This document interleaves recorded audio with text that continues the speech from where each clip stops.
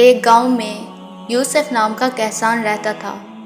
یوسف بہت نیک اور محنتی تھا، لیکن پچھلے 2 سال سے اس کی فصلیں تباہ ہو رہی تھیں۔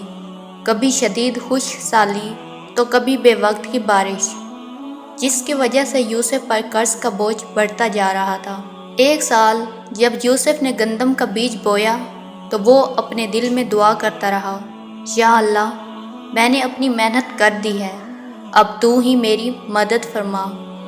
گندم کی فصل تیار ہونے کے قریب تھی اور یوسف کا دل امید سے بھرا ہوا تھا۔ اسی دوران ایک رات اچانک زوردار آندھی اور طوفان آیا۔ صبح جب یوسف کھیت پر پہنچا تو منظر دیکھ کر اس کا دل ڈوب گیا۔ پوری فصل زمین پر بکھری پڑی تھی۔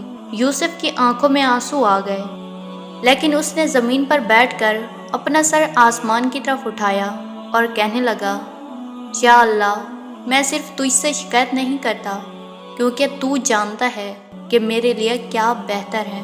میں نے اپنا کام کیا اور اب میں صبر کرتا ہوں۔ تیری حکمت میں کوئی نہ کوئی بھلائی ضرور چھپی ہوگی اور میں تجھ پر توکل کرتا ہوں۔ یوسف نے اسی دن ہمت نہیں ہاری۔ اس نے بکھری ہوئی گندم کو جمع کیا اور اس سال اسے بہت کم منافع ہوا۔ اس نے اپنا قرض تو ادا کر دیا، لیکن اگلے سال کے لیے اس کے پاس تھوڑے سے پیسے رہ گئے۔ اگلے سال یوسف کے پاس اتنے پیسے نہیں تھے کہ وہ گندم کا مہنگا اور طاقتور بیج خرید سکے، تو وہ بہت پریشان تھا۔ اس کے ایک غریب پڑوسی نے اسے مفت گندم دے دی۔ یوسف نے اسے بویا اور دعا کی۔